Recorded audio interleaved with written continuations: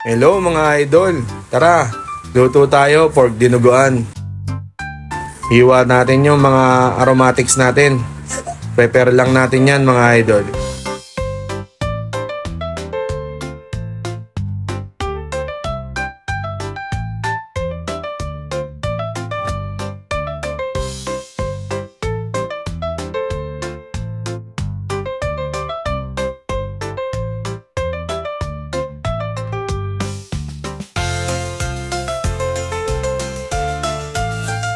Ngayon naman, magigisa tayo mga idol ng mga ating ingredient.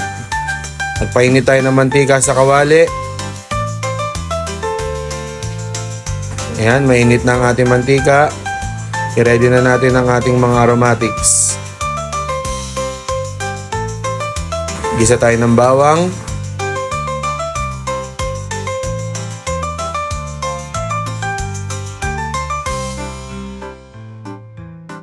Ngayon nag-brown na yung bawang natin, lagay na natin ng sibuyas at luya.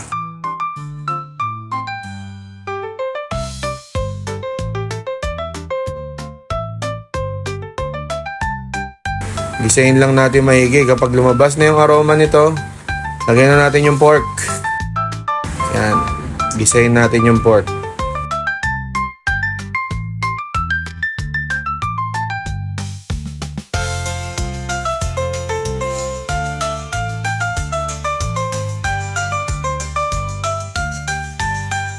Maglagay lang din tayo dito ng konting patis para lumabas ang moisture ng ating pork. Konting paminta mga idol para pampalasa.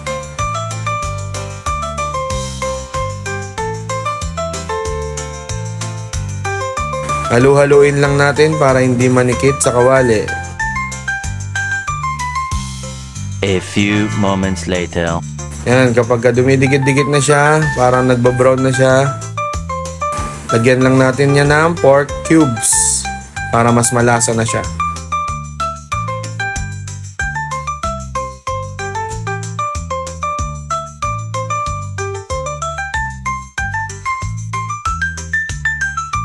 Yan, continuous lang ang paghalo mga idol.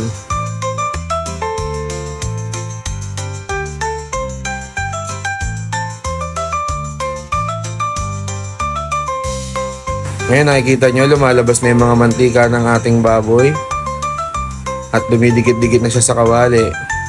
Pwede na natin ilagay ang ating pork blood.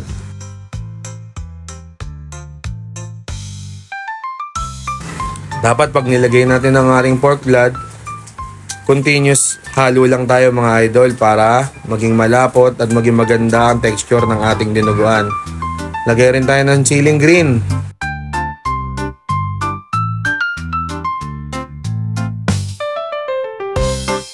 2,000 years later. So gumaganda na, lagyan natin ng konting asin, palasa, at halo pa rin tayo ng halo.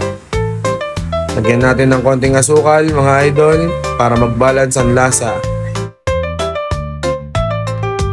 Yung blood nga pala natin pala dyan, baka magtaka kayo kung walang suka, nakahalo na po sa ating dugo ang suka. Kaya kung mapapansin nyo, hindi na ako lagay ng suka. Ito na po siya, consistency niya. Tingnan nyo naman idol kung gaano kaganda ang ating dinuguan. Ang ating pork dinuguan. Basta tamang technique lang mga idol, haluin nyo lang ng haluin. Ayan, hanggang sa nagmantika na ang ating dinuguan. Ito na po ang final result, kain na na!